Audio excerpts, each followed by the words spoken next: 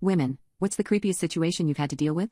I don't think I'm safe enough to go to frat parties anymore because last time I met this guy named Eric, I was drinking with my friends and when they left I decided to kick back and stay for a while. When I started to throw up I told Eric to hold back my hair and that must have done it for him. We exchanged numbers and I left the party super excited to see him in school. But when I met up with him in our dining hall, I kept checking the time because I wanted to leave so badly. This wasn't the nice Eric who held my hand at the party. This guy was a total weirdo. He kept showing me his Cut My Hero Academia edits. Dude, we're in college, what are you doing? Then he started to grill me about what classes I was taking and pulled out his own Google Calendar and started to rearrange his so it would fit mine. I couldn't do this anymore. I slowly closed his laptop and nicely told him that this wasn't gonna work out and I had too many buzzballs that night. He shrugged it off and said no worries and left me alone. I thought that was that until the next day he was inside my dorm room cleaning my room. This is crazy for two reasons. 1, I don't have a roommate. I'm an RA. 2, he needed an ID to swipe to get in. I don't understand how he even got that. He was dusting the place like he lived there. That's when I knew something wasn't right, but I wasn't having it. I told him, I'm really not interested and I don't want to be friends either. I hope you can understand.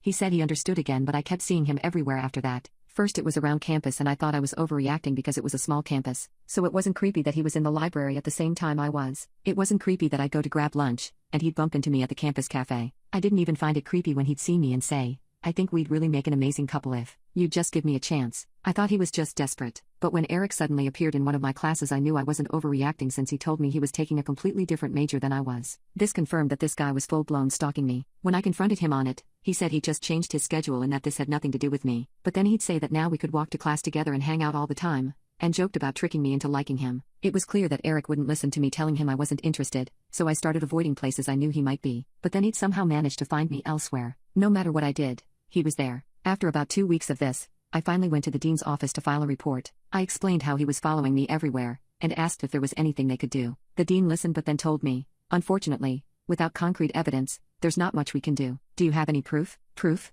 It wasn't like I'd been recording our conversations. I walked out of that office feeling frustrated and helpless. It even made me wonder if I really was overreacting and my life wasn't actually in danger. But I also knew that I didn't feel safe around Eric and I wanted the dean to help me out. So, if he wanted proof, then I was going to give him some one way or another. I ended up researching for a way to be recording all the time because nowadays girls should be protected from these creeps, and I knew there was something that would help them. That's when I saw Tana Mongeau talk about an app called Reclip that allows people to record audio at all times on a 2-minute loop. Basically if someone says something and you want to capture it, it would let you. And I figured, this was the way out. If Eric was going to keep popping up, maybe I could catch him saying something that would prove he wasn't just casually bumping into me. So I downloaded it and let it do its magic. Unfortunately, I didn't have to wait long for him to approach me since he was outside my dorm building one day. He immediately told me, it's cute how you always leave your lights on until midnight. My stomach dropped. How did he know that? I was panicking internally, but I kept calm and let him keep talking, since Reclip could save up to 2 minutes of audio. He then followed it up by saying, sorry, I know that sounds weird. I followed you back to the dorms the other day just to make sure you got back safely. I was freaked but I wanted the dean to know this was Eric and I wasn't giving him some BS proof. So I asked,